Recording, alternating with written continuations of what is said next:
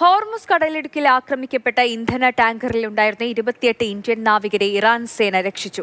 അതേസമയം ഹോർമുസിലൂടെ കടന്നുപോകാൻ ശ്രമിച്ച 4 ചരക്കു കപ്പലുകളെ ഇറാൻ ആക്രമിക്കുകയും ചെയ്തു.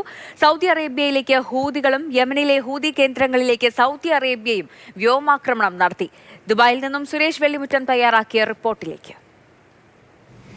ഇറാനെ സംബന്ധിച്ചിടത്തോളം ഏറ്റവും സമാധാനപരമായിട്ടുള്ള അല്ലെങ്കിൽ താരതമ്യേന സമാധാനപരമായിട്ടുള്ള ഒരു ദിവസമെന്ന് ഈ ദിവസത്തെ വിശേഷിപ്പിക്കാം. കാരണം കഴിഞ്ഞ 2 ആഴ്ചയോളമായി അമേരിക്കയുടെ ഭാഗത്തുനിന്നും ഇറാനിലേക്ക്, തെക്കൻ ഇറാനിലേക്കും വടക്കൻ ഇറാനിലേക്കും തുടർച്ചയായി ആക്രമണം ഉണ്ടാകുന്നു. എന്നാൽ 13 ദിവസത്തെ ആക്രമണത്തിന് ശേഷം ഇന്ന് കാര്യമായിട്ടുള്ളൊരു ആക്രമണം അമേരിക്കയിൽ നിന്നും ഇറാനിലേക്ക് ഉണ്ടായിട്ടില്ല. അത് വലിയ ആശ്വാസം നൽകുന്ന കാര്യമാണ്. മറ്റൊരു പ്രധാനപ്പെട്ട കാര്യം, ഇന്ത്യൻ നാവികരുടെ രക്ഷാപ്രവർത്തനമാണ് ഇറാൻ നടത്തിയിട്ടുള്ളത്.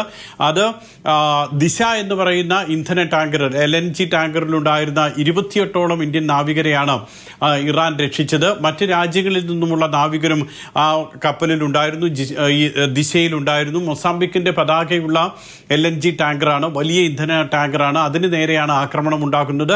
അതിൽ അകപ്പെട്ടുപോയ 28 ഇന്ത്യക്കാരെ രക്ഷിച്ചു എന്ന് ഇറാൻ സ്ഥിരീകരിക്കുന്നുണ്ട്. അതേസമയം ഹോർമൂസിൽ ഇറാന്റെ ഭാഗത്തുനിന്നും ചരക്ക് കപ്പലുകൾക്ക് നേരെ ആക്രമണം ഉണ്ടാകുന്നുണ്ട്. രാജ്യത്തിന്റെ നിയമം ലംഘിച്ച 4 ചരക്ക് കപ്പലുകൾ ആക്രമിച്ചു, അവയെ മടക്കി അയച്ചു എന്ന് ഇറാൻ വ്യക്തമാക്കുകയും ചെയ്യുന്നുണ്ട്.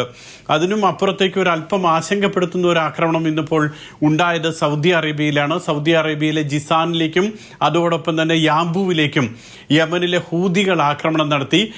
യമനിലെ ഹൂതികൾ ആക്രമിച്ചത് ഈ 2ഇടത്തുമുള്ള അരാംകോയുടെ എണ്ണ സംഭരണ കേന്ദ്രങ്ങളൊക്കെ ലക്ഷ്യം വെച്ചാണ് ആക്രമണം നടത്തിയത്.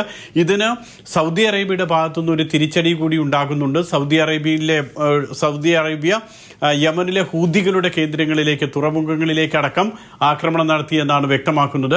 ഏതായാലും വലിയൊരു സമാധാനം ഈ മേഖലയിലുണ്ട്. ബഹ്റൈനിലേക്കും കുവൈറ്റിലേക്കുമൊന്നും കാര്യമായിട്ടുള്ള ആക്രമണങ്ങൾ ഇന്ന് ഉണ്ടായിട്ടുമില്ല. അതേസമയം ഈ ഹോർമൂസിലെ ഒരു ബദൽ പാതയെക്കുറിച്ചുള്ള ചർച്ചകൾക്കായി ഒമാനിൽ നിന്നുമുള്ള പ്രതിനിധി സംഘം ഇറാനിൽ എത്തിയിട്ടുണ്ട്. ഒമാൻ വിദേശകാര്യമന്ത്രിയുടെ നേതൃത്വത്തിലുള്ള സംഘമാണ് ഇപ്പോൾ ഇറാനിലുള്ളത്. ദുബായിൽ നിന്നും സുരേഷ് വെള്ളിമുറ്റം, മാതൃഭൂമി ന്യൂസ്.